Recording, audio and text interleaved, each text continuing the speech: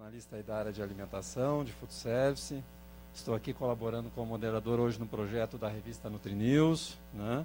Está começando uma atividade nova, dando um salto aí nas formas de se expressar e se comunicar usando as plataformas digitais, levando não só os tradicionais eventos presenciais que todo mundo conhece, tradicionais da NutriNews, que reúnem pessoas de todo o Brasil que vêm nos eventos, prestigiar, mas também agora realizando eventos digitais, eventos lives, né, de um só lugar, como hoje estamos aqui em São Paulo, junto à Avenida Paulista, levando informação, conhecimento para todos os profissionais do Brasil.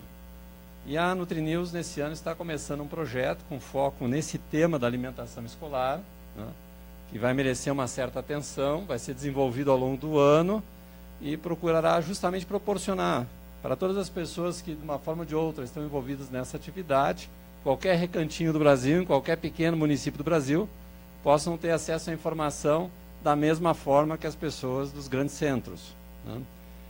Abre-se essa atividade com esse painel de hoje, que estamos chamando Conferência NutriNews, chamado com o tema da Repensando a Alimentação Escolar, com a presença, né, de especialistas da área. Nós temos a presença aqui, já aqui na frente aqui do nosso painel, do meu lado esquerdo aqui, a Isabel Cristina Cassola Santos, que é nutricionista da Prefeitura de Santana do Parnaíba. Igualmente, também nutricionista da Prefeitura de Santana do Parnaíba, a Gisele Menegali da Fonseca. Aqui do meu lado direito, na primeira posição, a Georgia Tavares, que é integrante do Conselho de Alimentação Escolar do Estado de São Paulo, também nutricionista. E mais ali à direita, a Vivian Zolar, que é nutricionista e consultora da área de alimentação escolar. Então, nós temos aqui pessoas do setor público, da esfera estadual, da esfera municipal. Temos consultora que tem uma mobilidade entre essas duas áreas, né? Nós temos também aqui nos prestigiando e participando também do painel com debates e também apresentando a sua exposição sobre o tema. Na primeira fileira aqui, nós temos a Tereza Casulli, né, que vem representando a Fundação Mokichi Okada. Nós temos também, representando a doutora Dolly Matt Simas, que representa o Conselho Regional de Nutricionistas da Terceira Região. Nós temos também aqui parte da plateia, o João Carlos Pérez, que é presidente do SINDAL, Sindicato dos Fabricantes de Equipamentos, Produtos e Serviços, Projetos, Montagem e Manutenção de Cozinhas Profissionais, das indústrias, cozinhas industriais. E temos também a presença da Dulcinea Carvalho, da Associação Paulista de Nutrição, a APA, além de vários outros profissionais interessados nesse tema. Estava aberta a participação de todos.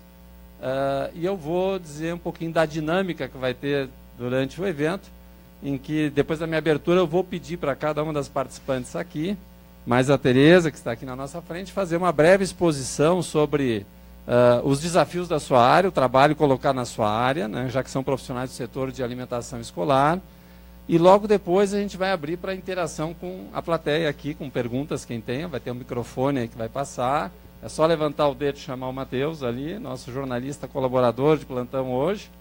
E também as pessoas que estão aí em casa, as pessoas que estão assistindo do trabalho pela internet, podem mandar suas perguntas aqui pelo chat, que eu vou estar monitorando, né, procurando responder aquelas pessoas aquelas que são as mais significativas, representativas, né? Já anotando a participação da Dilmara Santana Ramos, da Karina Pastore, da Inês Jerônimo Lima, da Magda Ribeiro, né? Muito obrigado aí pelo prestígio da audiência e em breve vão ter oportunidade, depois das apresentações iniciais, de fazer perguntas. Nós estamos hoje aqui transmitindo do espaço da Rational, Equipamentos Rational. Agradeço bastante o apoio, um auditório bem bacana aqui junto à Paulista, né? Todo mundo conhece os tradicionais fornos Rational, que está apoiando o evento, e eu vou pedir para, antes de a gente começar, justamente passar o vídeo da Rational. E antes, só uma questão também, está presente aqui o Marcos Frossard, que é da área de atendimento da Rational, dirige essa área, e quem quiser aproveitar a oportunidade de estar aqui para tirar informações, trocar ideias sobre os equipamentos, ele está aqui disponível. E as pessoas que estão em casa também, sabendo que nós estamos aqui no espaço da Rational, quem quiser deixar um recadinho, uma informação, um pedido de contato, será repassado adequadamente, tá bom? Vamos lá ver então o filme da Rational. Equipamento multifuncional que une vapor e ar quente e que pode substituir todos os equipamentos. Fritadeiras, basculantes, caldeiras, fogões, fornos ou, como os chamamos, o passado. É lógico que o ramo estava cético, mas persistimos nisso.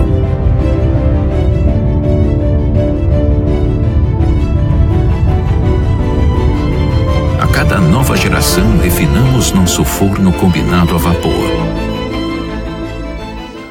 Com um aparelho de cozinha que atendia às nossas expectativas, combinava vapor e ar quente e estava muito à frente de seu tempo. Um equipamento multifuncional que unia... Cozinhar não deveria tornar-se apenas mais fácil, mas melhor, perfeito. Como? Colocando na mesma cozinha cozinheiros e físicos, engenheiros e cientistas de alimentos e cozinhando juntos. Com mais de 1000 chefes de cozinha, trabalhamos com paixão todos os dias em nossa ideia. Verificamos cada solução uma e outra vez mais. As recusamos, as otimizamos. E comemos, comemos e comemos. Mas nenhuma cozinha do mundo trata somente de fazer o prato perfeito. Trata-se de produzir a mesma qualidade de novo e de novo e de novo, em qualquer volume, para qualquer ocasião, com o menor esforço possível, mas com inteligência decisiva. E por isso buscamos sempre por novas ideias. Ideias que economizem energia além de tempo. Ideias que custem menos, mas tragam o mesmo resultado. Ideias que abram novas possibilidades. Ideias que às vezes também façam várias coisas ao mesmo tempo. E deem espaço para o desenvolvimento. Resumindo, ideias que mudem o mundo. É por isso que fazemos as coisas um pouco diferente. E as aceleramos. Ontem, hoje, amanhã. O novo Racional Self-Cooking Center.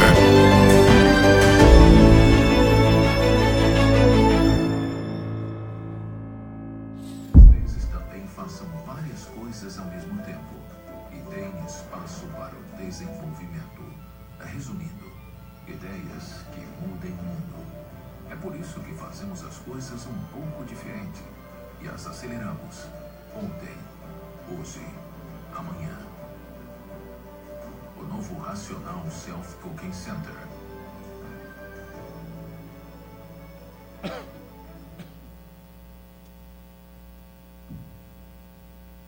Ok, estamos voltando aqui para o nosso estúdio, né?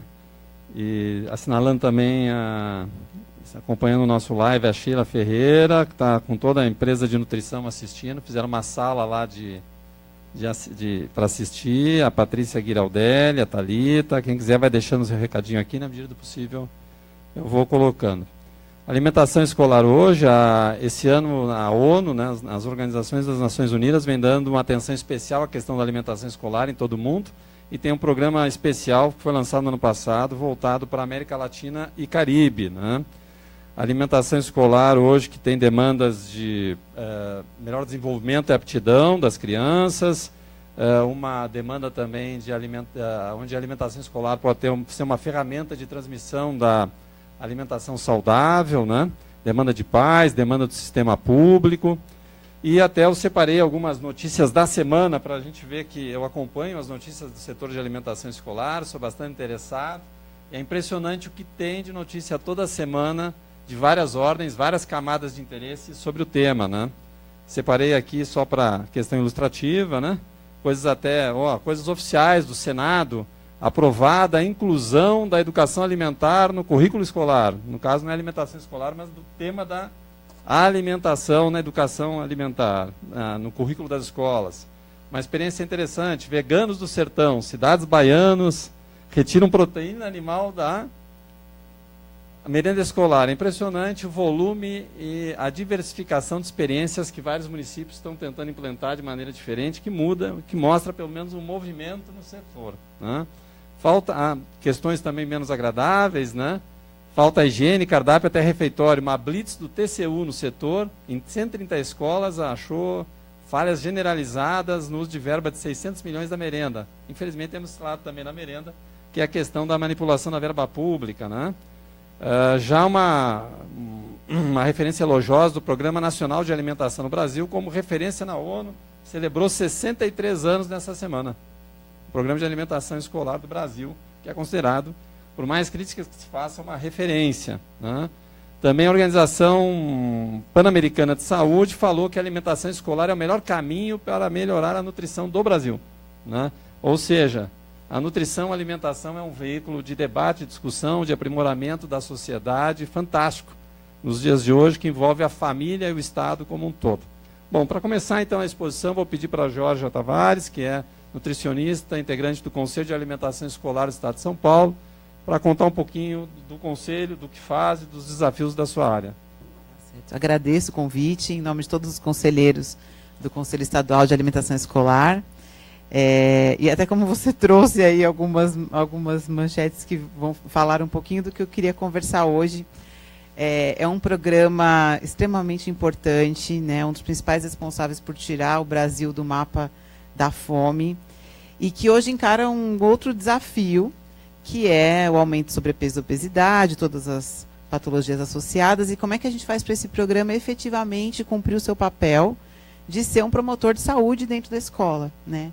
Então, acho que hoje é isso que desafia o nutricionista. A gente, por muito tempo, lutou e ainda luta, porque a gente vê muitas falhas na operação do programa, para garantir universalidade, que todas as escolas tenham o alimento, e que esse alimento esteja adequado nutricionalmente. É um grande desafio operacional. A rede estadual hoje, por exemplo, oferece 2,5 milhões de refeições de forma centralizada, ou seja, o próprio Estado produz, compra, entrega e produz na escola essa refeição, e mais 1,5 milhão de refeições descentralizadas, que a gente repassa a verba para o prefeito, e a prefeitura faz a alimentação escolar das escolas estaduais. Então, é um desafio imenso a operação de tudo isso. É um desafio logístico, administrativo, muito grande. E como que a gente chega no outro passo, né, que é a educação alimentar e nutricional? Então, eu vim trazer um pouquinho esse debate. Com a publicação do Guia Alimentar em 2014, veio um desafio operacional ainda maior, que é a alimentação in natura nas escolas, né? Então, o guia traz como regra de ouro que a gente diminua os processados, retire os ultraprocessados e reforce o in natura quando a gente está falando de população, de promover bons hábitos para a população. E é o que o programa precisa pautar, né? A gente que trabalha com política pública, nós nutricionistas, política pública, trabalhando com população, o guia é a nossa grande referência. E como é que eu faço isso se eu tenho que entregar 40 toneladas por dia, né? Como é que eu saio de um produto que tinha validade de 18 meses e passo para um produto de 6 meses, com cadeia fria, distribuição, que eu preciso distribuir congelado? Então, são desafios operacionais muito fortes que a gente tem que encarar se a gente efetivamente quer transformar o ambiente escolar num ambiente que promova a saúde. Esse foi o desafio que a gente encarou na Secretaria de Educação, encara até hoje, ainda é uma grande conquista, mas que a gente precisa todos os dias criar novas formas de controle para conseguir ter a segurança que você precisa quando você trabalha com dinheiro público, né, e ter esse alimento tão perecível ali entregue na ponta. Mas hoje o desafio que a gente quer construir, né, a solução que a gente quer construir é assim: a partir do momento que eu tenho uma alimentação in natura sendo oferecida nas escolas, como que eu faço para isso ir para dentro da sala de aula?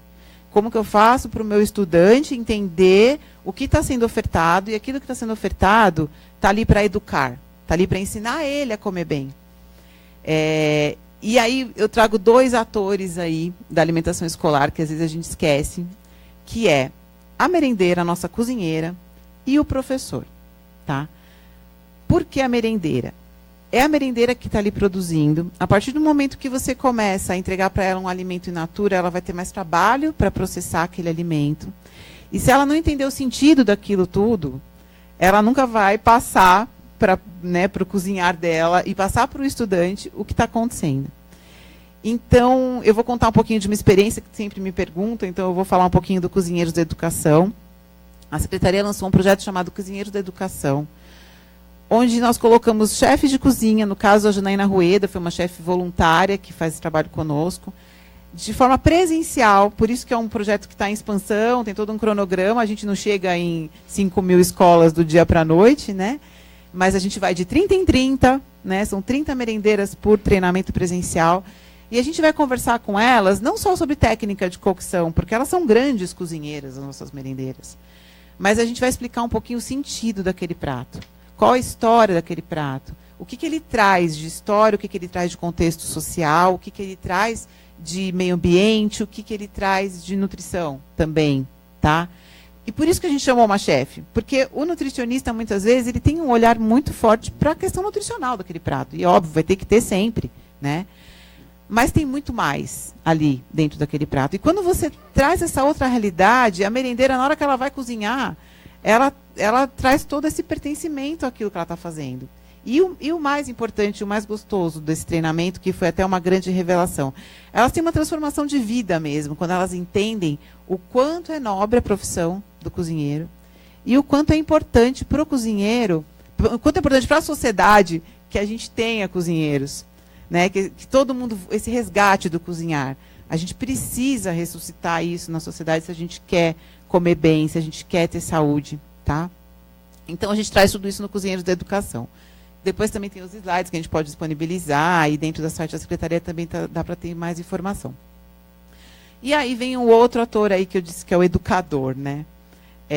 Muitas vezes, eu estou falando como nutricionista, né? A gente adora ir em sala de aula, conversar com o estudante, fazer oficina e uma série de ações ali de educação alimentar e nutricional. Mas será que a gente consegue mesmo transformar fazendo ações tão pontuais? E aí, quando você entra na Secretaria da Educação, ou nas secretarias municipais, ou em uma escola particular mesmo, você descobre que você tem um profissional ali, que é o educador, que ele está super preparado para trazer conceitos para dentro da cabeça de um estudante. Ele consegue olhar toda a horizontalidade da nutrição e todos os pontos que ela vai poder, que a alimentação permeia no currículo, e ele vai fazer isso de uma forma didática, muitas vezes melhor do que nós.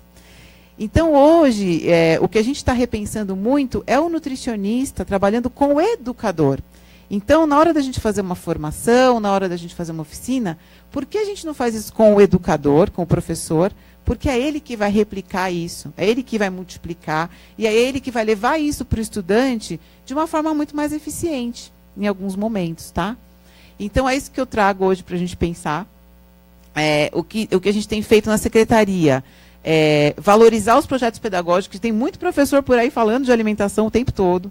É um tema que já está no currículo. Então, como que a gente pega cada situação de aprendizagem do currículo e dá uma base técnica para o professor saber, poder falar melhor sobre aquele assunto, traz um contexto, traz um livro que agrega aquele tema, traz um vídeo que agrega aquele tema para ele.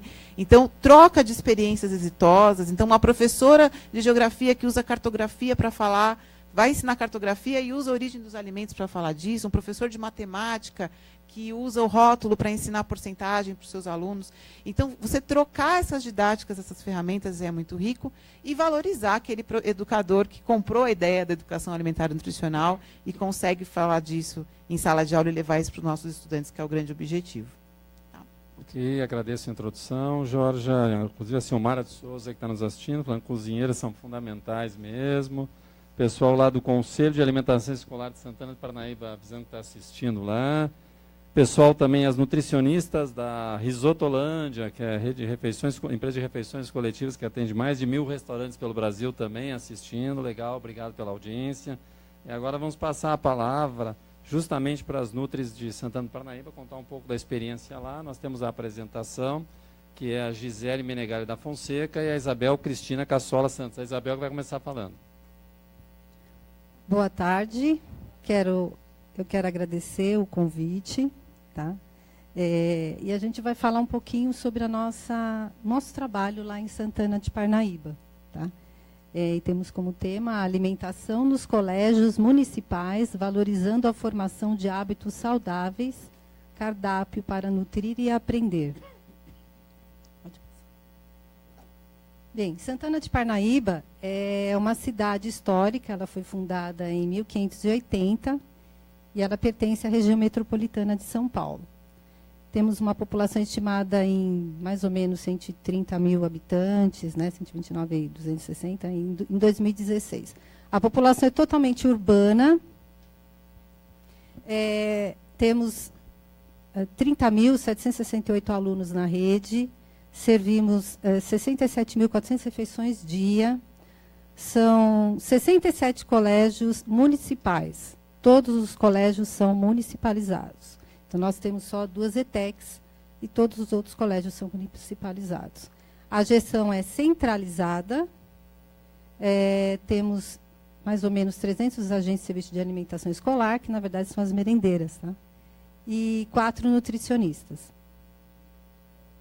Bem, nós servimos as refeições diárias conforme a modalidade de ensino, né? Então, 2 refeições, se for período matutino, para os fundamentais e médio, seria o período parcial, uma refeição, período vespertino e noturno, fundamental integral, 4 refeições. E a educação infantil são 5 refeições. E a educação infantil ela é dividida em faixas etárias, tá? Infantil 1, infantil 2 e infantil 3.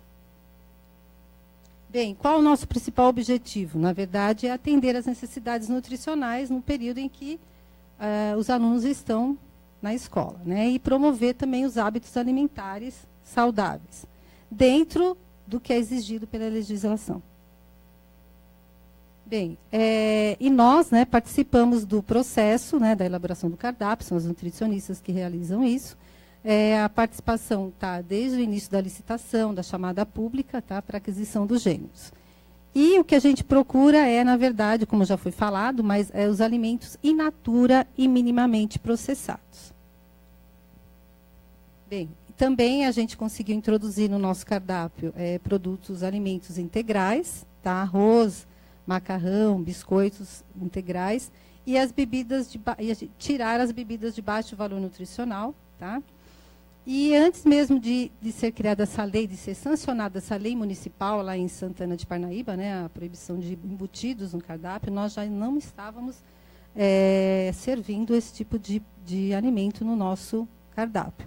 Mas hoje a gente tem essa lei que foi criada, tá, foi sancionada, proíbe o uso de embutidos nas dependências das escolas. E temos ainda os cardápios diferenciados, tá? Os cardápios para intolerância à lactose, diabetes, disfagia, e conforme vão havendo as necessidades, a gente vai atendendo. E esse é mais ou menos o modelo, que é o modelo do nosso cardápio. Isso seria para a educação infantil, né? Então, na educação infantil, nós dissemos que são 5 refeições dia. Então, tem o café da manhã, o lanche, o almoço, o lanche da tarde e o último lanche da tarde também, que seria período integral, tá? E aí no cardápio a gente tem, sempre vai ter verduras, legumes e frutas todos os dias. E é um modelinho do receituário, que vai para as escolas, né, para que as agentes de serviço de alimentação, elas padronizem a preparação, tá? Então esse seria o modelo do receituário que a gente encaminha para as escolas, junto ao cardápio. E o serviço é todo de autogestão, tá? Da prefeitura, tudo é autogestão. E a entrega dos gêneros é ponto a ponto. Produção de refeição é descentralizada, ou seja, cada escola tem a sua cozinha, tá? E a distribuição é self-service.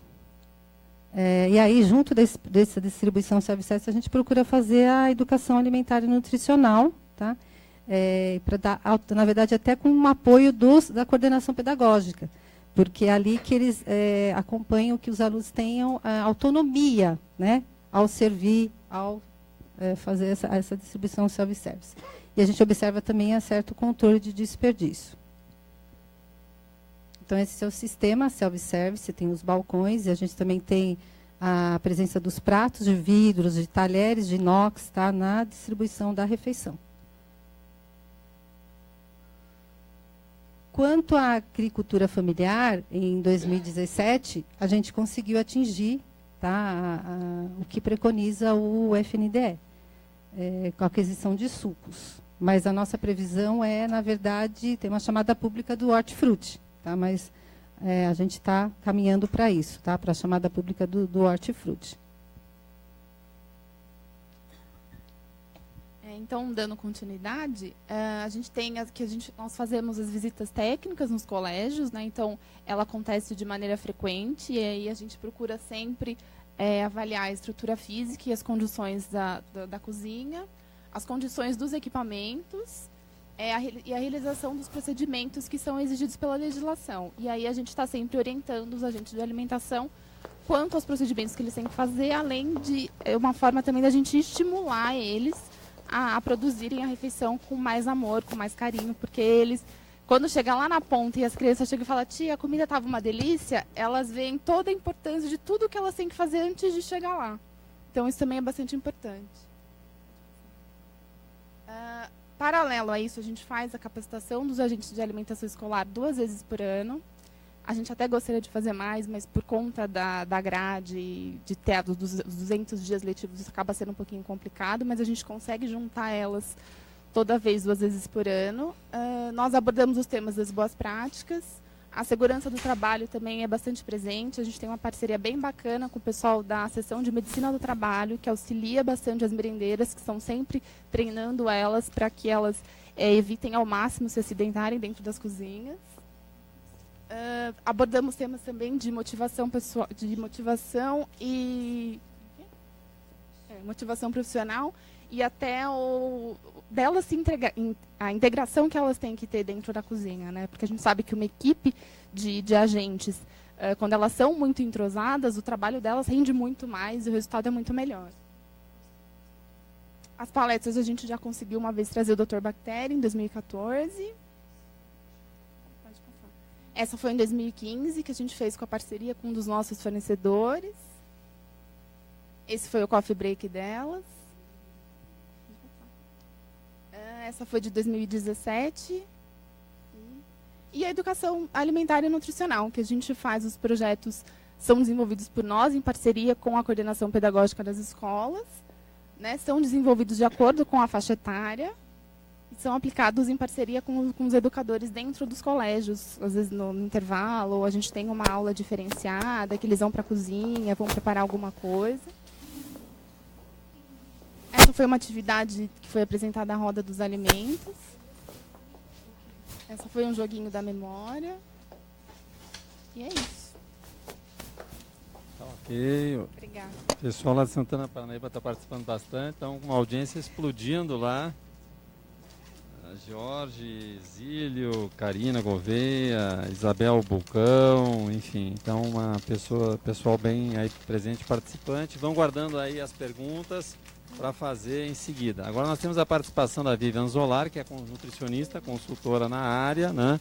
E como toda consultora sempre tem uma mobilidade e tem um olhar sobre várias operações. Então vamos ver a contribuição que ela tem para dar para nós sobre esse tema hoje.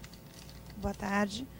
Bom, eu sempre digo que eu tenho 3 olhares diferentes, né? Eu tive a oportunidade de passar pela esfera estadual, pela esfera municipal e pela esfera privada. E isso permite, como você colocou bem, essa mobilidade de transitar entre as áreas. Acho que se nós compararmos o que era alimentação escolar há 15 anos atrás, a gente evoluiu em muitos aspectos e de forma muito positiva. Isso não significa, e a Jorge, as meninas aí colocaram muito bem, diversos desafios que a gente ainda encontra no caminho. E acho que os 2 pontos que foram colocados pelas 2 falas são muito relevantes, que é, primeiro, a participação do ator, professor, educador, que é fundamental, pensando que no contexto da educação pública, nem sempre, infelizmente ainda, né, dessa forma, mas a gente nem sempre tem profissionais que tenham pernas para dar conta de desenvolver todo esse processo. Então, trabalhar com o educador como parceiro é fundamental.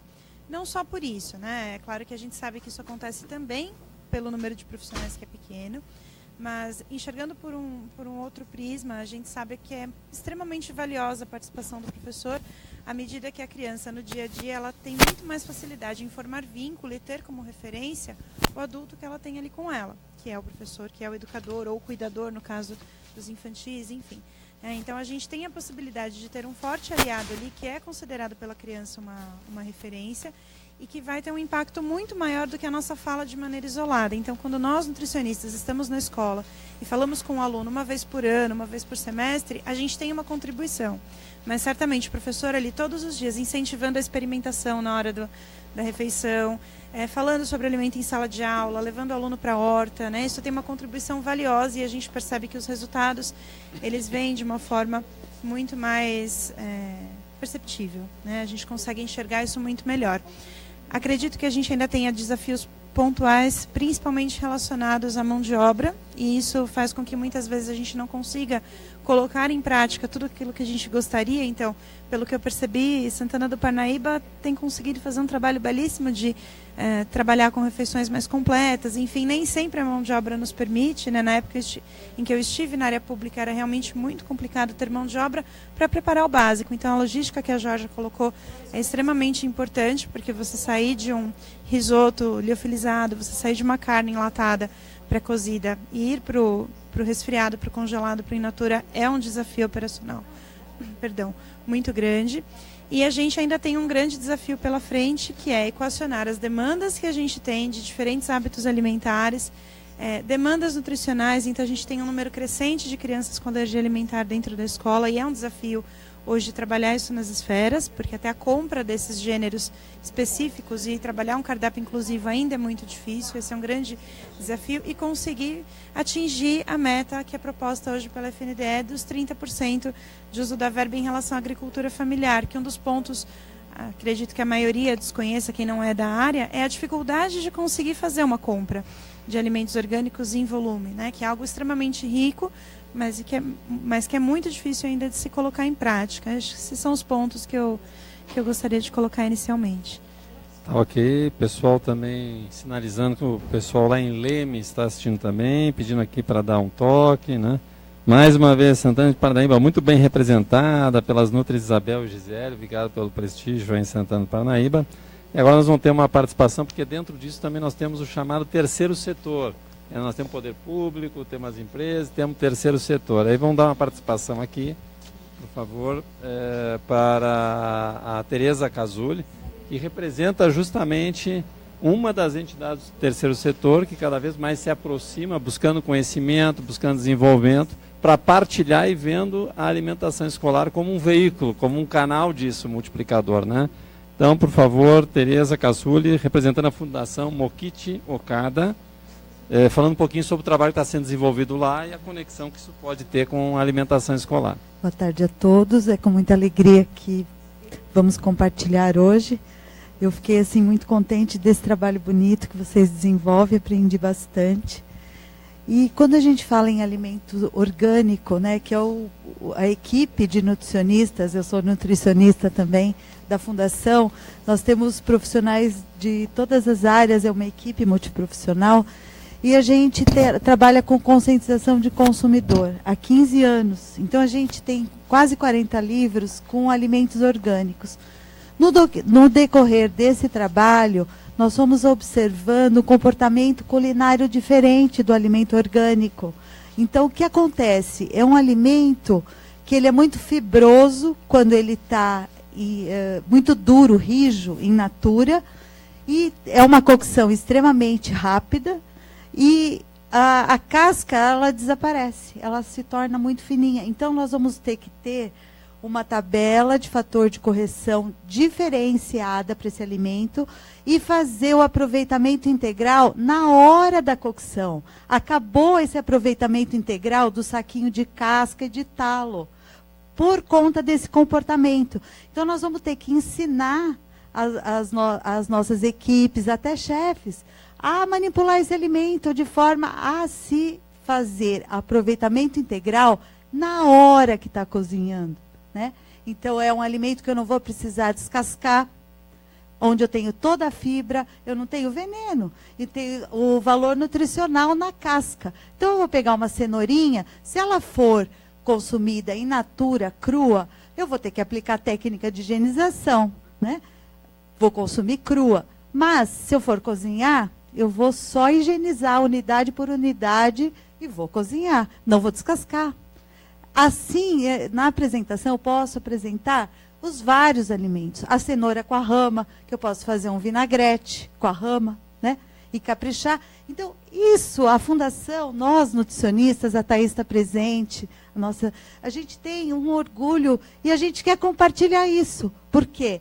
Vai ter uma agilidade no preparo, né? e a gente vai desperdiçar menos.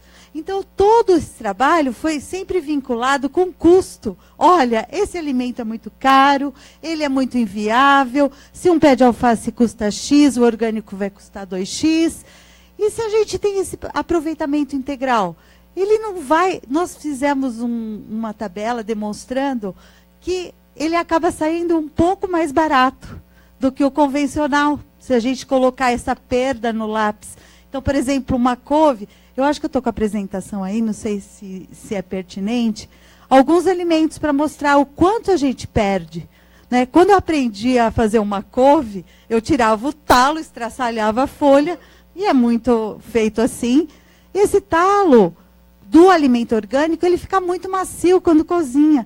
É diferente daquele fibroso que a gente não consegue engolir. Então, esse talinho, aproveitando e picando junto com a couve, ele representa 33% que eu vou economizar no maço de couve. A casca da cenoura representa 15%. Se eu colocar isso em valor, né, eu vou ter um hospital, uma escola, que é o futuro do nosso país, consumindo esse alimento sem o agrotóxico, que hoje tem pesquisas falando que déficit de atenção e várias outras doenças atribuídas ao veneno, né, que tem uma missão de matar. Então, nós aqui da Fundação temos uma alegria muito grande. Temos, assim, estamos totalmente disponíveis para compartilhar, né, esse trabalho. Eu acredito que nós vamos ter que desenvolver, já tem possibilidade de desenvolver junto com a universidade essa tabela de fator de correção, porque na hora que vocês estarão fazendo as licitações, as compras, vocês têm que calcular esse fator de correção quase zero. Né? A gente vai ter que tirar a pontinha bem fininha de uma abobrinha, né? E porque ela é muito macia, eu vou aproveitar aquela ponta, eu vou ter esse aproveitamento integral na hora que eu estou cozinhando. Eu gostaria de apresentar, não sei se ainda estou com tempo, esses alimentos. Será que eu consigo? Rapidinho. Eu acho que... Matheus tem ali a apresentação. Eu acho que eu me fiz entender. O Jorge Nós Zílio, vamos lá ter do que Rio Grande do outro Sul, cuidado assistindo. na manipulação. Vamos lá.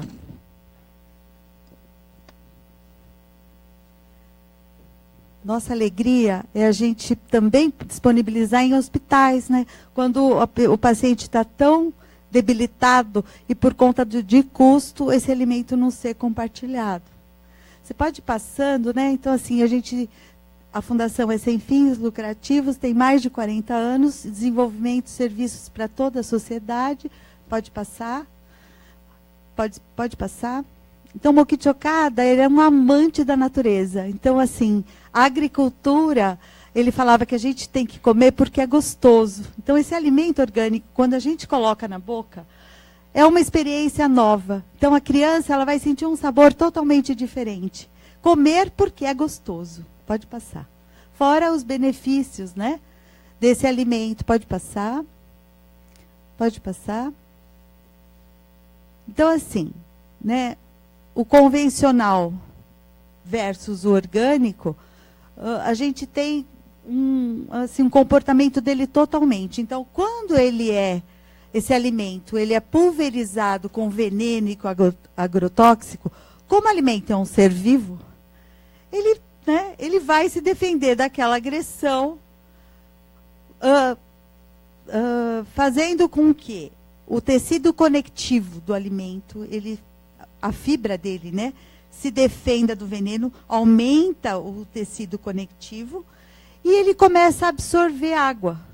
Água, para tentar diluir aquela agressão.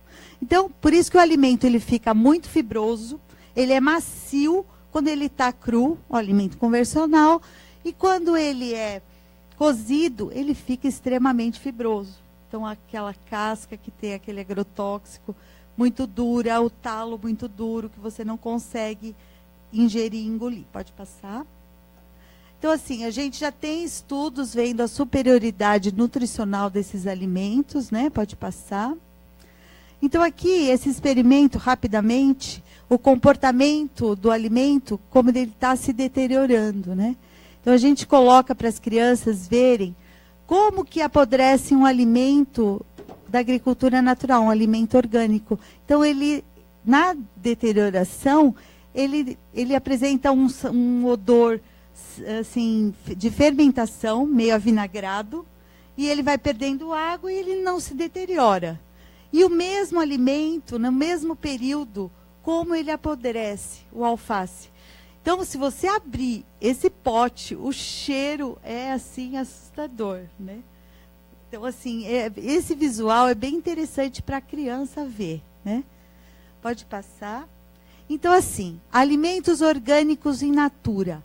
Caules extremamente rijos antes da cocção e intensamente macios e saborosos após a cocção. Então, é um aproveitamento integral na hora que eu estou cozinhando. Então, eu não vou guardar aquele saquinho de talo, aquele saquinho de casca para fazer uma receita que, às vezes, só vou consumir energia de refrigerar e ele vai acabar sendo jogado fora. Então, ser aproveitado na hora que eu estou cozinhando. Pode passar? Então, baseado nessas observações, foram aplicadas novas técnicas dietéticas relativas ao alimento orgânico. Pode passar. Aproveitamento do integral, cascas, talos, aparas, no momento das preparações, gerando um rendimento de 100% na hora que eu estou cozinhando. Pode passar. Então, essas características, paladar agradável, textura, maciez, comer porque é gostoso, né? Então, pode passar. Então, assim, os talos de da couve, né, representam 33%, pode passar. Então, vai se gerar uma necessidade de uma nova tabela de fator de correção específica para o alimento orgânico. Então, na hora da licitação, na hora do planejamento, nós temos que contar que não vamos descascar. Não vamos descascar abóbora, cenoura, pepino, né? Eu vou fazer esse aproveitamento integral na hora que eu estou cozinhando. Pode passar. Então, assim, a couve-flor, né, ela tem um aproveitamento de 100%. Né? Então, aqueles talos, quando eu cozinho, eles são muito saborosos, ficam muito macios, e eu vou incorporar as preparações. Então, quando eu receber esse alimento da agricultura familiar, direto da horta, eu vou ter que ter um outro olhar. Essa questão da mão de obra, eu não precisando descascar, eu acho que vai, né, vai agilizar, vai... Então, pode falar. Então, a cenoura representa, olha, 12% de perda quando eu descasco. Estamos aqui, o pessoal também assistindo no Rio Grande do Sul, Jorge Zílio. Estamos aqui transmitindo ao vivo de São Paulo, o painel Repensando a Alimentação Escolar, uma iniciativa da NutriNews, primeiro de uma série que em breve vai ser divulgada sobre questões da alimentação escolar, justamente para atender isso que a Karina Pastor, aqui que está assistindo, fala. Amo a tecnologia, eu de casa assistindo essa maravilhosa live, enriquecendo meus conhecimentos, né? Eu vou, agora vou começar um bate-bola. Quem tiver uma pergunta aí de casa, quem tiver aqui também prepare para a gente colocar, o microfone vai estar à disposição, né? Até eu acho que, se puder me alcançar, Tereza, obrigado. Eu vou fazer uma primeira pergunta aí para estimular, né? Até depois de ouvir a Tereza, ouvir também algumas questões aqui que as pessoas estão colocando em casa, né? Uma primeira impressão, uma rapidinha de cada uma. Me parece que há uma série de expectativas agora de enxergarem a alimentação escolar como um veículo de várias coisas, né? Um veículo para garantir a produção da agricultura familiar, um veículo para garantir os orgânicos, claro, porque tem benefício, mas de certa maneira é um meio para, né? Também um meio, de repente, hoje em dia temos aqui até o Pérez, que é representando o Sindal, que é os fabricantes. A gente vê uma série de fabricantes hoje preocupados com a questão da ecoeficiência, né? Como é que a escola, em vez de... Muita escola vai fazer o estudo do meio lá fora, não sei aonde, a quantos quilômetros, quando às vezes dentro da cozinha dá para fazer um bom estudo do meio, né? Em termos de questões de boas práticas ambientais, né?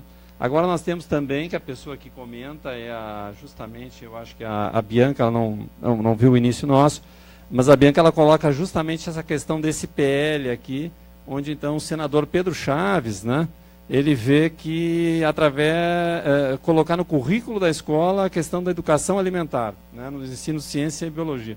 Quer dizer, outra pessoa também vendo a questão da educação, a questão da alimentação, não necessariamente escolar, quer dizer, dentro da escola, né, na grade, como uma evolução, né, nutricional, um caminho.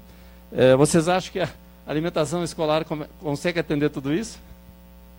Ela tem uma responsabilidade grande agora, muita gente querendo muita coisa daquilo que não tem tanto orçamento, não tem tanto apoio assim? Até então? Quando a gente entra na educação, isso vem junto. A educação é tudo, né? Então, hoje, quando a gente faz uma reunião, por exemplo, de educação alimentar e nutricional, a gente não envolve só a equipe de ciências, a gente envolve todas as equipes das áreas de conhecimento. A educação ambiental, por exemplo, é um grande parceiro, né? Então, ela precisa abranger tudo isso para cumprir o seu papel de educação. É o peso da educação. A educação é tudo, né? Então, é difícil, é um desafio, mas a gente tem que abranger, a gente tem que sair do só alimentar e dar alimento e ir para a educação, e aí entra essa transversalidade toda. Uma espectadora coloca, tudo na escola é educação. Exatamente, se não for para educar... Quando comer, de que forma comer, de onde vem, tudo é educação. Tudo é informação para a educação. E tudo dá para linkar. A alimentação você consegue... ela já está no currículo de várias formas. Basta você fazer esse link. E aí é o papel do nutricionista. Você ajudar o educador a enxergar numa situação de aprendizagem onde que entra a alimentação ali. Como é que eu falo de alimentação nesse momento? Não é só biologia e ciências que a gente fala de alimentação. Você, aproveitando o microfone, está aqui. Bom, vamos aqui, pessoal de Santana Parnaíba, a Isabel. Isabel, o que você pensa a respeito? Eu só queria falar o seguinte, assim, acho que todos fazem parte, numa escola, somos educadores. As merendeiras são educadoras, todos que fazem parte ali na escola são educadores. Então, por isso a importância do trabalho das agentes civis de alimentação, das merendeiras, o nosso, porque nós não estamos, nós, nutricionistas, não estamos nas escolas todos os dias, todo momento. Então, a gente, quando dá um treinamento, capacita as agentes civis de alimentação, a gente fala muito isso. Elas são muito responsáveis nesse trabalho, porque elas também são educadoras. Não são só os professores que são os educadores, mas todo mundo que está ali dentro da escola são educadores. Vivian? Essa expectativa que todos têm em relação à alimentação escolar, ela traz várias vertentes, né? Primeiro que, de fato, como foi falado, a escola é um espaço de educação. Mas quando se gera uma série de expectativas em relação à escola, acho que vale a gente entender todos esses contextos. Então, por exemplo, a agricultura familiar, esse percentual que é previsto por lei, ele também tem um outro papel de fomentar desenvolvimento econômico local, que é alguma coisa que a gente não pode negligenciar, né? Então, quando se prevê a agricultura familiar, se prevê o desenvolvimento daquela comunidade. A gente está falando aqui em São Paulo, Santana do Parnaíba, regiões metropolitanas muito bem servidas, mas se a gente for pensar em regiões do norte e do nordeste do país, onde a gente tem uma dificuldade de acesso muito grande, isso faz uma diferença muito grande no desenvolvimento de toda a comunidade. E é, sim, muito provável que a gente continue falando muito de alimentação escolar, porque o próprio Banco Mundial já trouxe dados muito importantes de uns anos para cá, e todo ano o Banco Mundial publica. Se a gente acessar a página do Banco Mundial do Brasil, a gente vai ver que eles trazem dados bem importantes que correlacionam o desenvolvimento econômico do país, o PIB, e a alimentação, saúde e educação. E talvez a gente ainda tenha muito que caminhar nesse sentido, né? A gente pode ver que nos países onde o PIB, o desenvolvimento econômico é melhor, a gente vê que lá atrás houve um investimento maior em alimentação, em educação, e entendo que esse é o caminho que nós temos que trilhar aqui também, né? A gente só vai ter crianças que se desenvolvam bem, que aprendam bem, que sejam adultos economicamente produtivos, quando a gente tiver um bom investimento na base. Dentro do dia a dia, acredito que muita gente que está aqui, muita gente que assiste, assim como eu, já passaram por situações onde é muito triste você chegar numa escola, numa segunda-feira de manhã, e você vê uma criança que desmaia por falta de alimento, por fome, ou que quer levar o irmão para a escola para comer, né? A alimentação escolar não deveria ter um papel assistencialista. Mas se a gente pensar no quão é importante a alimentação para a criança no período que ela faz na escola, para que ela consiga aprender, se desenvolver melhor e se tornar um adulto produtivo, que seja bom para a economia, a gente movimenta todo um país. Então, eu acredito que isso vai continuar sendo, sim, alvo de interesse. E a gente não tem, quando está dentro da escola, como escapar de tudo isso, porque a gente vem aí, ainda mais com movimentos crescentes, né, demandas de crianças que têm necessidades de fato específicas, ou movimentação, você mostrou uma das reportagens, Sérgio, que fala sobre demanda de alimentação vegetariana ou vegana em um dos municípios, né? A gente tem isso como um dia a dia, e como é que a gente lida com isso dentro de um universo tão múltiplo quanto a escola? Então, quem está na alimentação escolar, de fato, tem que vestir a camisa da flexibilidade, porque é isso que a gente encara realmente todos os dias. Até eu acho que a questão da alimentação, a gente vê uma série de projetos espalhados pelo país aí, que envolvem manuseio, envolvem acompanhamento das crianças, acompanhar ver de onde que vem as verduras, legumes, a criação de hortas, né? Que a educação hoje ela está ficando cada vez mais lúdica, né? E só assim aprende a criança. E parece que aí o programa de alimentação escolar, a criatividade que pode se embutir nele, permite esse avanço. Lá em Santana do Parnaíba tem alguma... Se é para acrescentar, sim. Eu acabei, finalizei a fala e acabei não comentando do projeto da lei que foi aprovada no Senado, né? Ela ainda passa pela aprovação na Câmara dos Deputados, mas ela vem ajudar a resguardar uma coisa que já existe também, né? Que os temas transversais, eles já falam sobre alimentação, saúde e nutrição. O fato é que muitas vezes, como a Jorge colocou, falta o link, né? Falta a gente amarrar as coisas. Então é muito importante que isso aconteça, porque dentro da escola a gente pode pegar toda a cadeia produtiva de alimentos e transformar isso em conhecimento. Então, não só de onde vem, mas para onde vai, né? O que eu posso fazer com casca de legumes ou com pedaços de papel de sala de aula? A escola pode desenvolver, junto com professores de biologia, educação ambiental, um minhocário, uma composteira, usar isso como adubo para horta, enfim, dá para a gente fechar um ciclo que vai muito além só da alimentação, né? E que faz com que a criança enxergue todo o processo, e a gente sabe que as crianças, quando elas têm esse contato com o alimento, com a história, de onde vem, isso melhora muito a aceitação.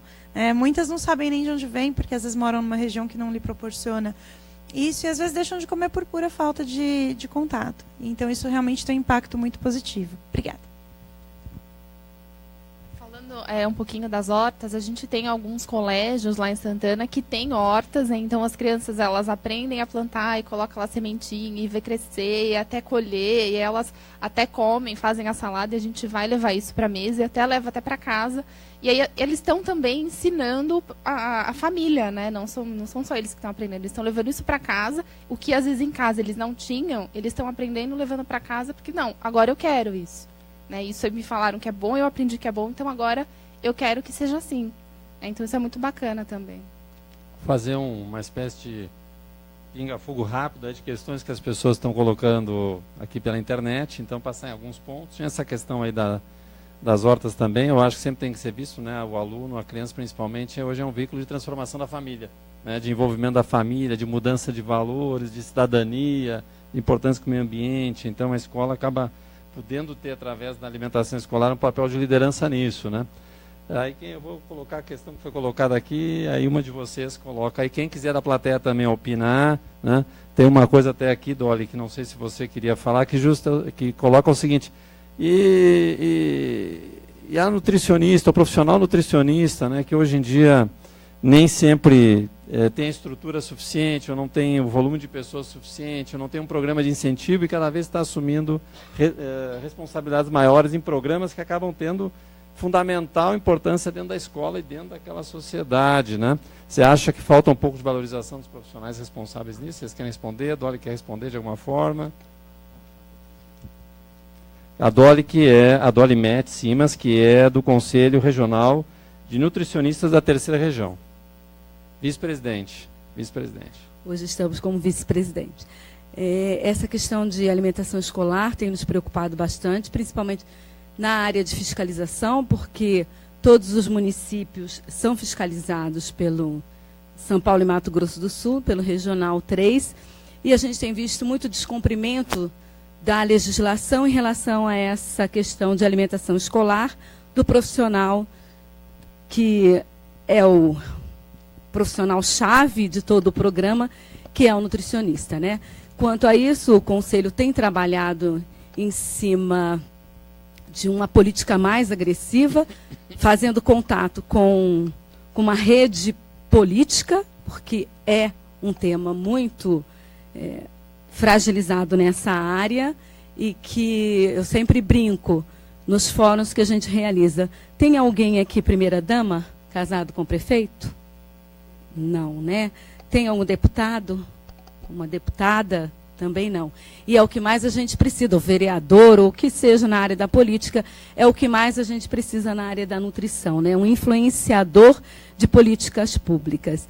Então, nós temos nos mobilizado para essa questão de número de inscritos, proporcional ao número de alunos, proporcional ao número de nutricionistas, e temos mandado os ofícios para prefeito, secretário de Educação, Secretaria de Saúde, assessor e todo envolvido na área. O que a gente oportuna agora é, se você, do município, São Paulo, Mato Grosso do Sul ou de outro regional, tenha contato com a fiscalização da sua região e convoca, chama, pede ajuda para que a gente consiga fazer um trabalho.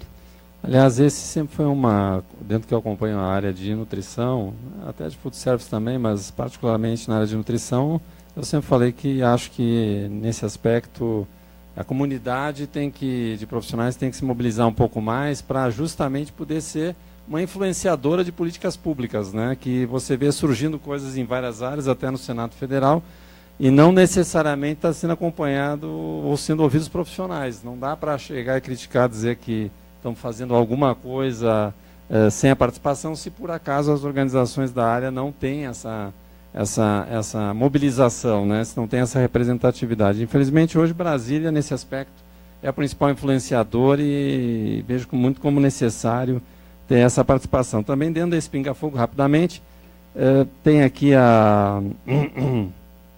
comentários, né? Infelizmente, em muitos locais, a merenda escolar é a única alimentação do dia da criança, a triste realidade, né? É que também tem a questão da alimentação escolar, que eu acho que envolve aqui as cantinas e outras questões. Muitas crianças ainda levam para a escola biscoitos recheados, salgadinhos, como podemos acabar com isso? Eu pedi um comentário geral sobre isso, e também tem uma pergunta aqui da Ana sobre se no cardápio da alimentação escolar existe algum tipo de planejamento para aproveitamento do que é sazonal. Alguém quer fazer um comentário? Vou responder a questão mais específica da sazonalidade, né? E eu acredito que cada município adota um modelo de gestão, então vou falar um pouquinho como que é o modelo de gestão do Estado de São Paulo. A verba para hortifruti ela é descentralizada, então a escola recebe a verba e ela faz a aquisição localmente. Exatamente para a gente estimular o fomento de economia local, como a Vivian colocou. Isso, né? É uma política de São Paulo? Estado de São Paulo. É porque só a Lívia ela coloca o seguinte: muitas diretoras de escolas públicas e particulares, não sei de onde que é você, Lívia, não tem condições de comprar diretamente. Mas não sei de onde ela é. Pode ser, porque cada prefeito adota um modelo de gestão, né? E especificamente escolas estaduais da rede centralizada, que é onde o Estado faz, então são aquelas 2.500 escolas que eu falei, elas recebem uma verba descentralizada para fazer essa aquisição. Então, a diretora tem esse dinheiro e consegue comprar localmente de um produtor, de um pai de aluno que produz, ou pelo menos é isso que a gente gostaria que acontecesse. Pode ser que na prática não aconteça, mas é o intuito dessa descentralização de verba, que, de novo, é extremamente complexo, gestão disso e controle, mas vale a pena, porque a gente consegue respeitar a sazonalidade, a gente consegue diminuição de preço, então tem o princípio da economicidade, que é um princípio da administração pública que a gente respeita quando a gente descentraliza, e principalmente você ter ali a economia local, ou seja, aquela região recebendo um dinheiro que fomenta o próprio comércio local e etc. Então, especificamente sobre essa questão. Como é que ela é em Santa... Desculpa, Vivian. Ok. Falar rapidamente sobre a questão dos lanches. Acho que isso acontece um pouco na escola pública, acontece muito na escola privada, que é o que vem de casa. Então, é um desafio muito grande, porque a gente lida com hábitos familiares diferentes, porque as famílias são diferentes, então, ao mesmo tempo que a gente precisa respeitar, a gente precisa ter um olhar do que é adequado incentivar dentro do ambiente educador, dentro do ambiente escolar. Acredito que o caminho seja informação e ação educativa, porque a gente tem, dentro de uma mesa, no horário do lanche, num refeitório de escola, os que abrem a lancheira, o que traz maçã e, de repente, um pãozinho integral de casa, ele abre o outro ali que trouxe um suco de caixinha com personagem X, um salgadinho à bolacha do personagem Y, e para a criança lidar com isso é muito complicado.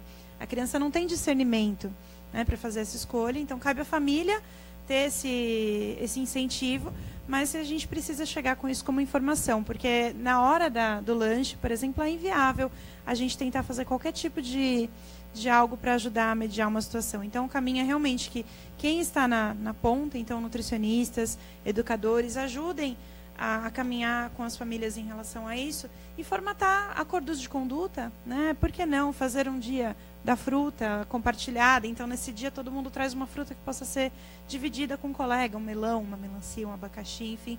No outro dia é o dia da salada de frutas, onde as crianças levam frutas para se compor uma salada para o todo. Sugestões provenientes das escolas, acho que isso na particular, na escola privada funciona bem, que é a escola sugerir o que pode vir e estabelecer mesmo, olha, aqui está dentro da nossa conduta não aceitar de casa determinadas opções de lanche, mas é importante que a comunidade escolar, e aí família precisa estar muito engajada nisso, que abrace a ideia, que realmente é um espaço que a gente precisa usar para a educação. Eu costumo dizer para as escolas que, assim como a gente não vai permitir que uma criança, desculpe até o paralelo, tá? Mas que uma criança fale palavrão na escola e que os outros reproduzam, a gente também não vai incentivar hábitos que são inadequados. A gente vai prezar para que os bons hábitos permaneçam. A escolha da família da porta para fora da escola é uma outra história, né? Fica a critério de cada um.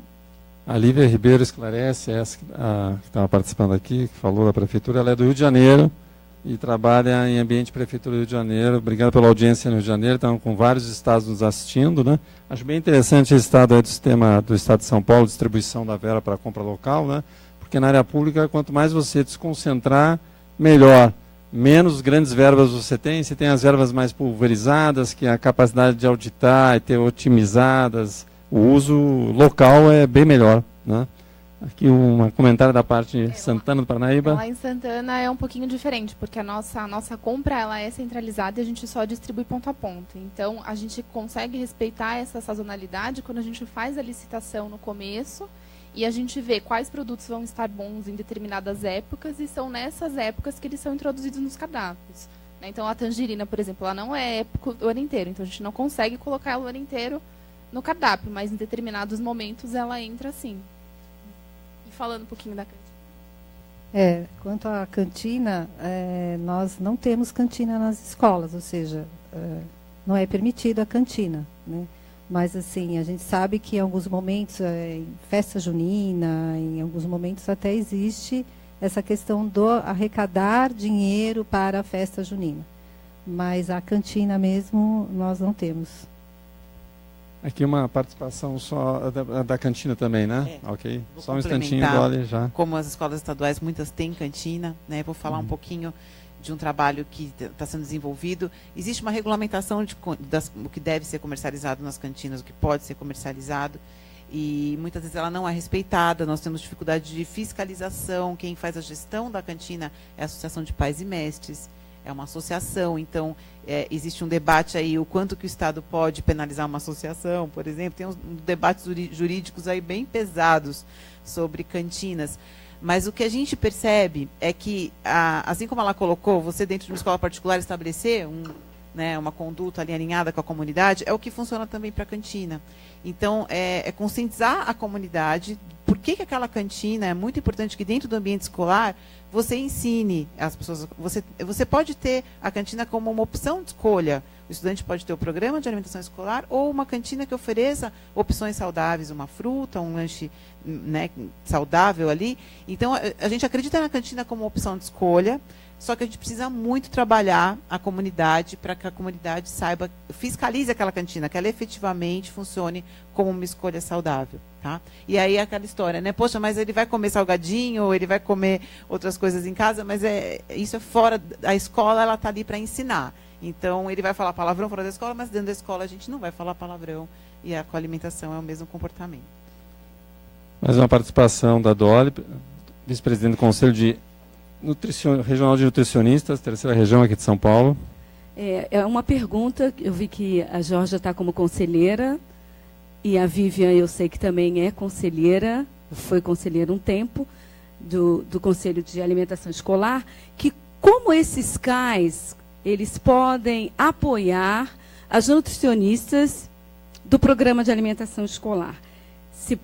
Ele poderia funcionar como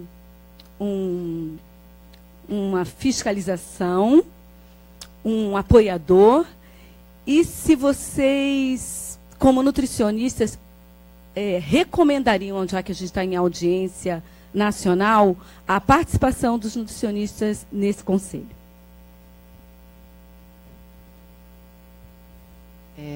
O papel do CAI é exatamente fiscalizar, né, o programa de alimentação escolar, inclusive aprovando a prestação de contas da entidade executora. Quando a gente pensa em 14 conselheiros para 5.000 escolas do estado de São Paulo, 14 conselheiros voluntários, né, que já começa por aí, a gente vai entendendo o quanto é complexo o papel desse conselheiro e o quanto ele é importante também.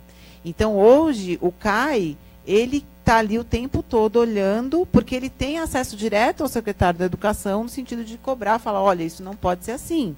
E ele tem essa força, por lei, de cobrar.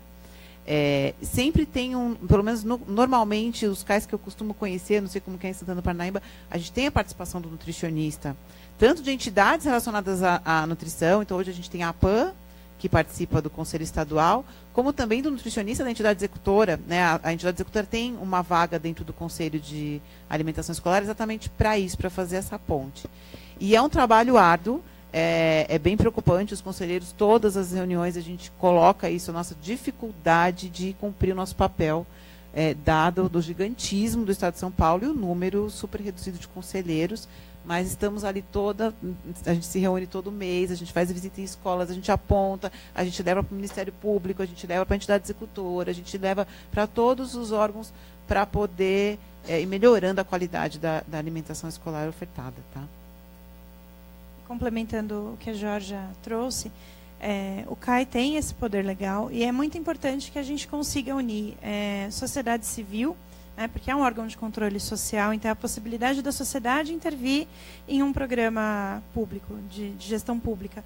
Mas o olhar de um nutricionista dentro do CAI é muito importante. Então, os nutricionistas, como a Dolly bem colocou, né, Brasil afora, procurem os CAIs da sociedade e se integrem, porque nós temos o olhar técnico que vem complementar o controle social com um quê, né, de conhecimento sobre aquele assunto, sobre nutrição.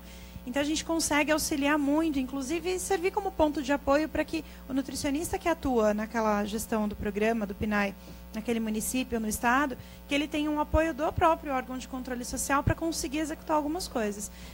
Eu acho que a gente tem aí, Brasil afora, municípios muito pequenos e que sofrem uma interferência política muito forte. E o nutricionista que está no município desses, só ele sabe como é difícil estar ali naquela condição, porque ele é pressionado pelo prefeito a colocar tal coisa, a primeira-dama que quer mexer no cardápio. Então, isso é uma realidade, né? A gente não pode negligenciar. E o apoio do CAI, nesse momento, é fundamental para dar força, porque se o CAI chegar no secretário de Educação e o secretário de Educação não resolver, o CAI tem um vínculo direto com o FNDE. E a intervenção vem de outro lugar. Então, é muito importante que a gente, sim, tenha esse engajamento, participe e contribua como cidadão, não só tecnicamente, né, mas como cidadão também. Uma curiosidade agora, como jornalista, na área de alimentação escolar, está conseguindo ter uma evolução, independente das mudanças de governo. Digamos assim que a alimentação escolar é algo que a gente deseja que seja uma política de Estado, que tenha um planejamento, tenha uma evolução, tenha uma continuidade, né, não tenha um passo para trás. Infelizmente, em muitas outras áreas, quando há mudança de governo, algum bom programa é posto de lado, porque foi determinado fulano que fez. Como é que vocês estão vendo? Está conseguindo ter essa evolução, uma passagem de bastão independente de quem está no governo? O programa hoje ele é muito blindado por legislações, ele é muito amadurecido, então ele passou por uma série de resoluções e ele vem evoluindo a cada resolução nova. E hoje a gente passa por um processo de evolução mesmo do programa e ele está muito blindado, tanto pelos resultados, então é um programa muito eficiente, como eu falei, um programa que tirou o Brasil do mapa da fome, um programa que a gente cada vez mais comprova que promove saúde para a população, então ele é um programa muito robusto, com muitos resultados mensuráveis, e isso dificulta muito uma mudança de governo atrapalhar o programa. Então eu acredito que a gente está caminhando muito bem, agora o futuro a gente não sabe ainda. Né? E no caso, por exemplo, de prefeituras, assim, porque é uma outra coisa que muitas vezes garante essa continuidade, uma importância social do programa, é também o envolvimento das famílias, o envolvimento dos pais, o interesse dos pais. Vocês percebem esse interesse das famílias? Sim, a gente percebe sim. Os pais estão cada vez mais interessados e cada vez mais participativos dentro da comunidade escolar. Inclusive também por ajuda do CAI. O CAI tem trazido bastantes famílias para dentro das escolas. E isso é muito bacana, né? Politicamente, como você perguntou, a transição de governo, em Santana de Parnaíba não. A gente consegue, a gente está vendo uma evolução bem bacana, bem legal. Tá certo, alguma pergunta aqui da plateia? Vamos se animar aqui para a pergunta. Uma participação mais da Vivian. Agora surgiram 3 ao mesmo tempo. Vamos para a Dulcinea da APAN, que é a Associação Paulista de Nutricionistas. É uma constatação de nutrição. É uma constatação simples, mas que é de uma grande importância. Vem do trabalho. Bom, primeiro, parabenizar a todas as colegas, mas vem do trabalho de Santana de Parnaíba e o trabalho do CAI, que a gente percebe é que as pessoas envolvidas, tanto os profissionais quanto a comunidade da escola, sempre quiseram esse trabalho, mas que, na verdade, elas não acreditavam que seria possível. E, através do esclarecimento do profissional nutricionista, isso foi disseminado, né, dentro das escolas e foi viabilizado através, né, das discussões, das políticas, né, e toda a parte de infraestrutura. Então, é uma conquista do profissional. É uma constatação que, assim, em palavras é muito simples, mas fazer uma população acreditar que a alimentação saudável, orgânica, é possível, é um trabalho mesmo de formiguinha, né? Então, eu fico empolgada de ver cada relato, de ver cada experiência, né, dando certo. E a PAN, né, na pessoa da Bela, está lá trabalhando com você, né, fazendo esse trabalho, visitando as escolas, tratando das questões das verbas que são destinadas, né, para a alimentação. E acredito que o trabalho, né, dentre tantas coisas que a PAN faz, é justamente disseminar, né, essa informação para todos os profissionais e para aqueles que estão em formação. Outra pergunta tinha surgido, Adélia. Pode ser ali na frente. Seu nome? Meu nome é Gianice, eu sou nutricionista, trabalhei muitos anos com alimentação escolar, continuo acompanhando o trabalho de vários colegas e aí complementando um pouco a resposta com relação à presença do nutricionista no conselho. Eu acredito que fui do Conselho Estadual de Alimentação Escolar também, e enquanto nutricionista atuante nesse conselho, para mim era imprescindível a participação do profissional. É esse profissional que praticamente norteia as outras ações do conselho, dos conselheiros, principalmente porque muitos deles não têm ideia de como é a gestão. Então, o nutricionista ele norteia um pouco esse caminho do conselho. Por outro lado, o conselho que não tem entre os seus membros o nutricionista, eu acho que é interessante, pelo menos, sugerir ou então incentivar a participação desse nutricionista, ou seja, RT, ou mesmo do quadro técnico, de forma que passe a agilizar essas ações do conselho. Eu sei que, na maior parte das vezes, o conselheiro ele discute, ele apresenta os problemas, mas não tem nenhum gestor ali, não tem nenhum nutricionista que possa, naquele momento, agilizar essa discussão e dar um parecer sobre o que está sendo executado ou não. Então, eu acredito que a participação do nutricionista, mesmo não sendo conselheiro, é muito importante para que esse pessoal caminhe com o pé no chão. Vou complementar a fala dela, colocando que o conselho, qualquer cidadão pode participar de uma reunião, ela não vai ter direito a voto, mas tem direito à voz. Então, você, nutricionista, que quer acompanhar, você como cidadão pode ir lá acompanhar as reuniões, colaborar tecnicamente. Isso é muito importante. A realidade de Santana de Parnaíba é justamente essa. Eu não sou conselheira, nós não tem nenhuma nutricionista conselheira, mas nós participamos nas reuniões do conselho, fazendo esse vínculo mesmo, tá? Educação e... Adélia Chaves, diretora da NutriNews. Eu vou mudar um pouquinho aqui o foco. A gastronomia hoje, ela é bastante nutrição. Eu acho que assim, o papel do nutricionista não temos nem o que discutir. E já é reconhecido pela sociedade e valorizado.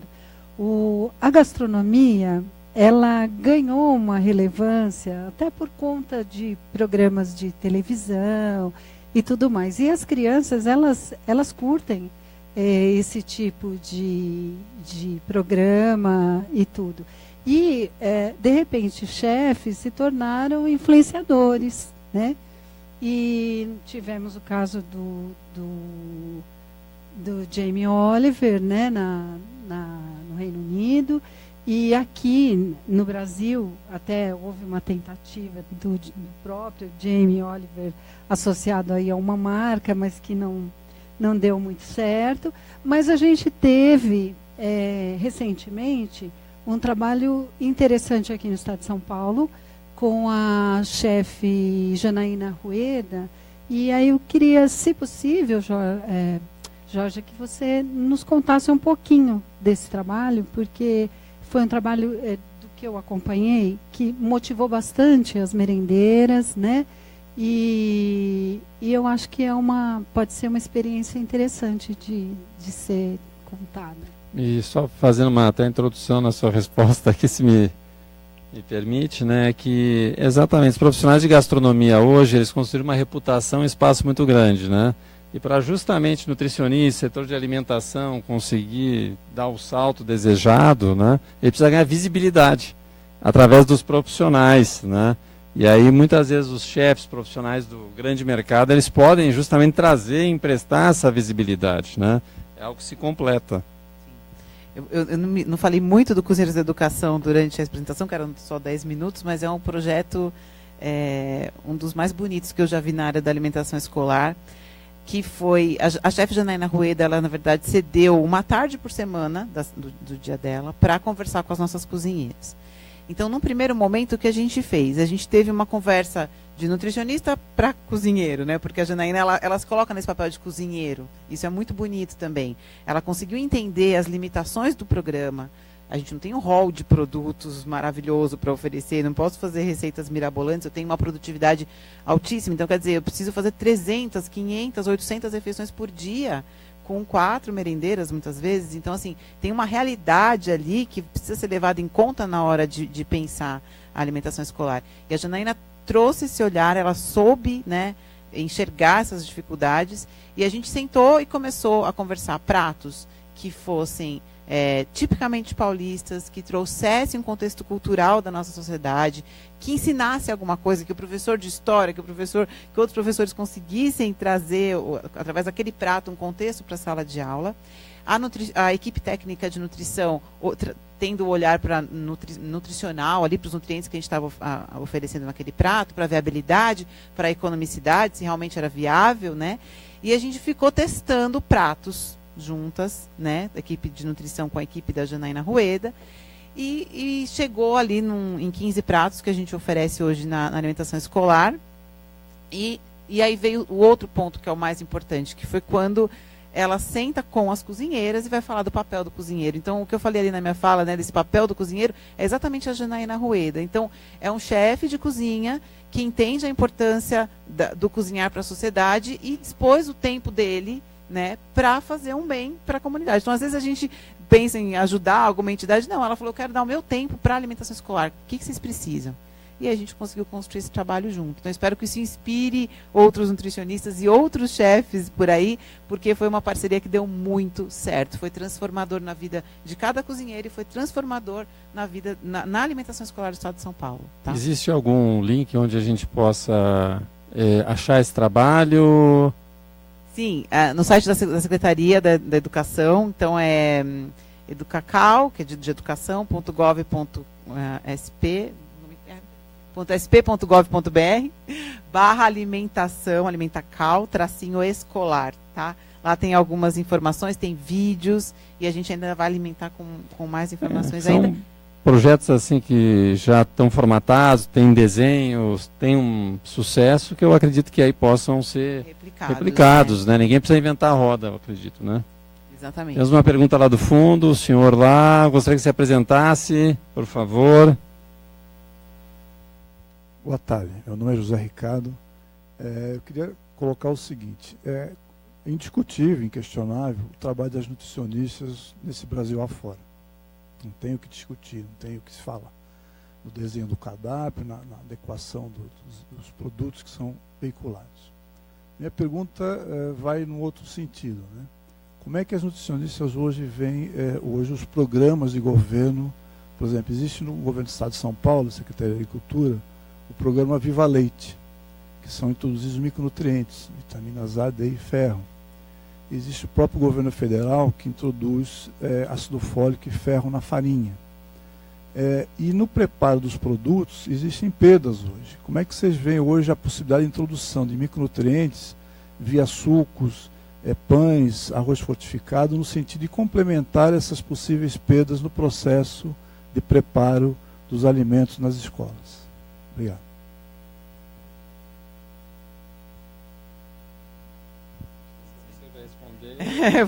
Apesar de ser. A pergunta ficou pairando aqui.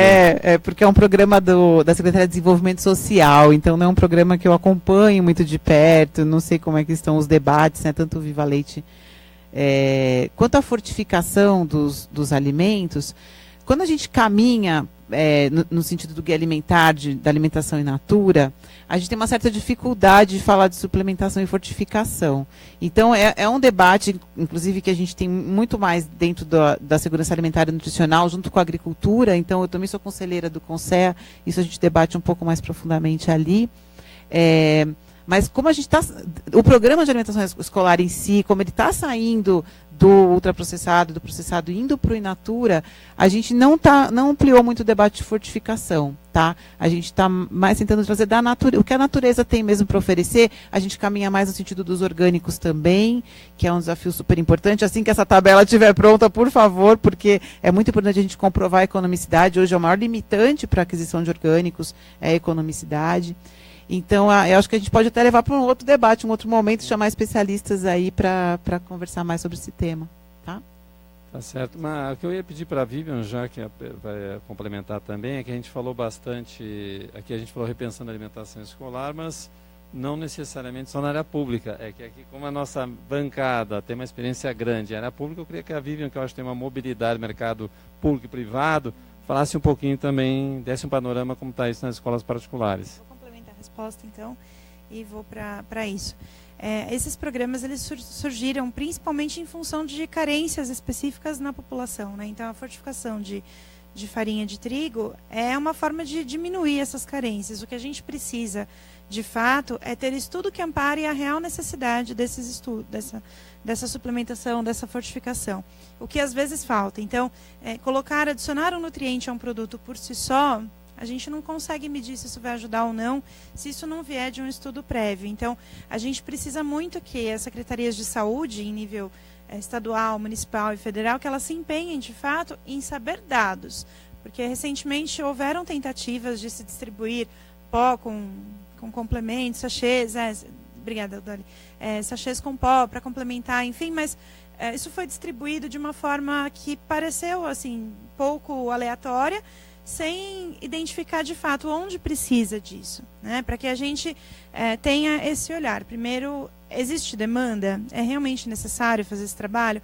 Agora, por outro lado, nós nutricionistas, eu na área privada hoje, a Georgia, as meninas de Santana do Parnaíba e todas as outras, quando a gente monta um cardápio, a gente pensa na menor perda de nutrientes possível, utilizando aquilo, né? Então, se a gente vai fazer, por exemplo, um bolo de cenoura, não precisa descartar, desculpem, a casca da cenoura. Fiz um trocadilho difícil aqui. Não precisa descartar a casca da cenoura para o bolo, né? Assim como eu tenho outras formas de melhorar processo de cozimento para que eu tenha menos perda de nutrientes, capacitar melhor o meu pessoal para não deixar lá o brócolis cozinhando, né, um tempão até ele perder a cor e acabar tendo perda de nutrientes. Eu posso trabalhar na formação na técnica dietética e na formação do pessoal que está na linha de frente. Então, esse ponto é muito importante, porque nós planejamos isso quando nós montamos o cardápio. E aí a operacionalização disso é fundamental.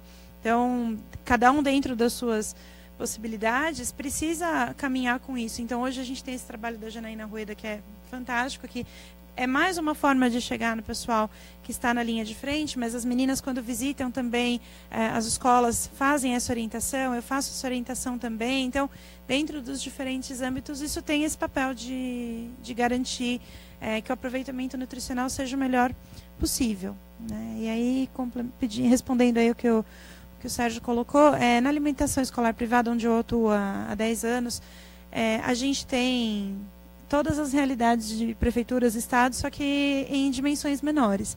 Então, a gente tem situações onde a gente tem crianças que ficam 12 horas na escola, o que não acontece na rede pública. A gente tem crianças que vêm com uma orientação familiar de consumir refrigerante, salgadinho frito na hora do lanche, quando vai comprar na cantina, e que a família não quer que você interfira. Então, a gente tem um pouquinho de tudo. O que falta ainda na área de alimentação escolar, na rede privada, é regulamentação. A gente não tem diretrizes claras, né? Então, o que de fato acontece é que muitas vezes o nutricionista que está na escola privada, quando a escola tem um nutricionista, e os conselhos trabalham muito fortemente nessa cobrança junto às escolas para que elas tenham o profissional para orientar esse serviço, o que acontece é que o nutricionista ele vai ter que conduzir o trabalho, mas também na perspectiva de promover a educação alimentar para toda a comunidade. Então, quando a gente identifica uma situação no dia a dia, onde a gente quer propor um cardápio legal, mas as crianças sequer estão experimentando hortaliça, não adianta a gente colocar arroz integral que ninguém vai comer. Então, é uma caminhada, é um trabalho gradativo de conquista, né, para que a gente consiga estabelecer uma série de condutas, ao passo que em outros locais a gente já chega e existe um interesse, uma filosofia da escola já em função de promover um hábito alimentar saudável. Eu tenho uma experiência que eu acho que eu posso compartilhar, que é muito interessante, de uma escola que tem uma abordagem mais ecológica, uma escola infantil aqui em São Paulo, e eles trilharam essa filosofia de trabalho desde a abertura da escola. Então, eles conseguiram que as famílias que buscam ali, elas buscam porque elas têm 100% dos gêneros do cardápio são orgânicos. A gente tem as crianças todos os dias indo com o professor até a horta, colhendo o tempero que vai no almoço. Então, todo dia a gente tem uma erva fresca diferente no almoço, e as crianças é que fazem essa colheita. Então, a gente consegue estender isso para muito mais, né? A gente consegue, nessa escola, uma produção 100% artesanal. O mais industrializado que a gente tem ali é a farinha de trigo. Então, a gente consegue conquistas, desde que a escola abrace essa ideia e que também a família tenha esse interesse. Mas a gente precisa também aí que os profissionais que estão na linha de frente, que abracem isso, porque a gente está lidando com vidas e com a saúde futura dessas crianças, né, com o aprendizado delas também. Mais uma pergunta aqui da plateia, lá no cantinho. Acho que tem mais alguém aqui? Não? Então vamos para a última pergunta aqui. Boa tarde, meu nome é Thaís, sou nutricionista também, né, sou da Fundação Moctiocada junto com a Tereza. Primeiro eu gostaria de parabenizar a fala de todas, né, e eu queria também compartilhar um pouquinho, dentro do que a Vivian falou, dentro do que a Georgia comentou, né, desse trabalho da Janaína. Né? Então, realmente, a gente fica muito feliz em ouvir esse trabalho que está sendo realizado. Né? Em 2012, eu estive em Guaraqueçaba, pela Fundação Moctiocada, trabalhando com essas agentes de alimentação escolar, né, as merendeiras, fazendo uma capacitação. Né, porque lá também é uma região que era bem afastada, elas tinham uma série de limitações quanto aos alimentos também que chegavam para elas, e elas tinham muita banana verde, muita soja e não sabiam como trabalhar. Né? Então, nós fomos lá para ajudá-las também, através das nossas oficinas, mas também para trabalhar o ser humano. Né? Porque a Fundação também tem, além de trabalhar com alimento orgânico, o nosso objetivo também é cuidar do ser humano. Então, de colocar para elas a importância desse papel delas, né, do amor, que elas também são educadoras, ali naquela parte do processo. Então, foi uma experiência muito bacana, né? E aí eu fico feliz de poder fazer parte também, né, desse movimento que a gente está realizando, desse trabalho tão importante que a gente tem. Tá bom? Obrigada. Legal, muito obrigado. Lembrando aos internautas que a transmissão agora nos próximos minutos, quando a gente encerrarmos aqui, ela vai ficar arquivada, vai permanecer online, vocês podem distribuir e compartilhar com outras pessoas dessa comunidade escolar, da comunidade profissional de nutricionistas, né? Então, faz parte desse processo da NutriNews justamente produzir esse tipo de conteúdo compartilhável que alcance qualquer lugar do país, como a gente percebeu hoje, pelo menos uns 7, 8 estados aqui que nas intervenções que eu percebi que estão assistindo, a gente vai disseminando, né? É um primeiro passo. Vamos ter outras oportunidades. Hoje aqui serviu como painel inicial de introdução, com alguns insights, algumas trocas de ideias, né? E vamos, a Tereza. Queria falar que, com muita alegria, na semana passada chegou couve orgânica nas escolas da prefeitura, né? Então isso é de uma alegria para comemorar. Então, assim, vamos aproveitar até o último talinho dessa couve, né? E é uma realidade, já chegou, né? Bem bacana. Cada passo a mais. Aí tem uma pessoa, o Celso aqui também, não sei se alguém pode responder. Ele pergunta, parabéns, tal, como a certificação dos equipamentos de refrigeração são importantes. Não sei se tem alguém para responder sobre isso, né? Na verdade, o que a gente percebe é que hoje em dia, em função da ecoeficiência, né? Equipamentos que estão no Inmetro, tem outras certificações, inclusive de selos de sustentabilidade para construção e projetos mais sustentáveis, me parece que aí o pessoal está procurando, né? E realmente tem alguns lugares, não só, eu conheço várias escolas aqui de São Paulo, muitas vezes as escolas com melhores condições financeiras, que estão justamente procurando fazer dos projetos de alimentação e da cozinha um ambiente extremamente ecoeficiente, para que possa a criança e o adolescente levar esse ensino ambiental para as famílias também. Questão de descarte, outras coisas também, né? Enfim, então acredito que isso é uma tendência bastante grande. A área pública é o que eu conheço, na área de alimentação escolar não conheço tanto, conheço mais no caso terceiro setor, como o SESC tem um projeto de sustentabilidade em algumas unidades, muito bom. Conheço lá do Pantanal, claro, está no local certo, um projeto sensacional, né? Mas eu conheço outras áreas do poder público aí que estão procurando encaixar exemplaridade, né? Colocando energia solar, colocando até, conheço Câmara Municipal com energia eólica, é incrível, mas tem, justamente pela exemplaridade, né? Levar para a sua comunidade uma referência. Nós vamos encerrando aqui. Eu queria agradecer a participação da Vivian, da Georgia, da Gisele, da Isabel. Muito obrigado por estarem presentes, né? Tereza, a Dolly, a Dulcineia, né, representando o terceiro setor e entidades fundamentais aí de profissionais, a plateia aqui presente, vocês internautas também. Parabenizo a Adélia Chaves, a diretora, a Maria José, da equipe da NutriNews também, pela iniciativa, né? Obrigado aí pela oportunidade de ser moderador. Esperamos estar em outras oportunidades também à frente desse tema, tentando pautar a opinião pública, agentes públicos, né, que possam aí ajudar, né, e servir como meio de reunião de profissionais e de exemplaridade. Vou pedir agora, Peter, nosso diretor de TV, aí, que está conduzindo na outra sala, e pode passar aqui na frente, Matheus, mesmo, antes de a gente encerrar, agradecendo também o apoio da Rational, né? Então, queria agora no encerramento exibir mais uma vez o vídeo da Rational. Muito obrigado também a Rational pelo espaço e pela estrutura. Espero que tenha sido útil para vocês. E até uma próxima oportunidade. Pode rodar o vídeo aí, Peter. Rodar o vídeo aqui também, Matheus.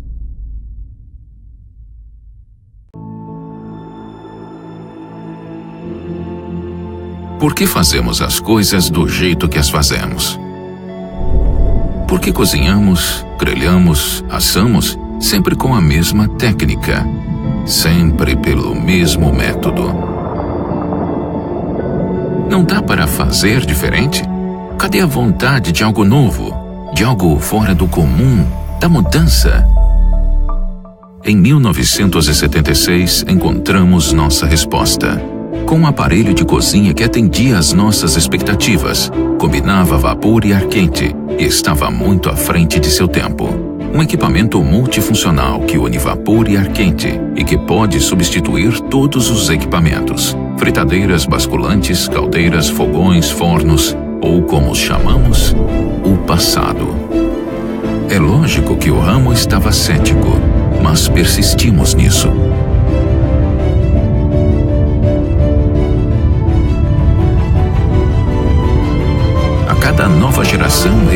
temos nosso forno combinado a vapor. Cozinhar não deveria tornar-se apenas mais fácil, mas melhor, perfeito. Como?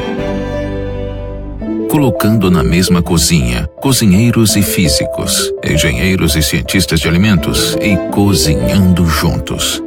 Com mais de 1000 chefes de cozinha, trabalhamos com paixão todos os dias em nossa ideia. Verificamos cada solução uma e outra vez mais. As recusamos, as otimizamos. E comemos, comemos e comemos. Mas nenhuma cozinha do mundo trata somente de fazer o prato perfeito. Trata-se de produzir a mesma qualidade de novo e de novo e de novo, em qualquer volume, para qualquer ocasião, com o menor esforço possível, mas com inteligência decisiva. E por isso buscamos sempre por novas ideias.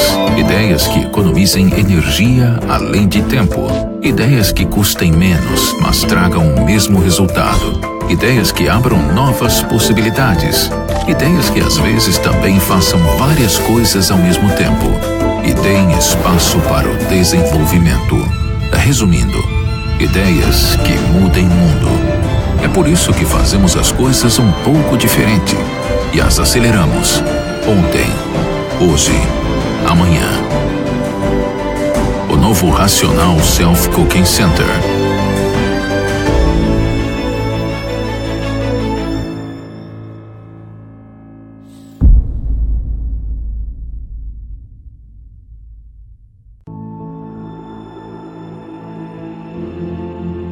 Por que fazemos as coisas do jeito que as fazemos? Por que cozinhamos, grelhamos, assamos, sempre com a mesma técnica, sempre pelo mesmo método? Não dá para fazer diferente? Cadê a vontade de algo novo, de algo fora do comum, da mudança? Em 1976, encontramos nossa resposta.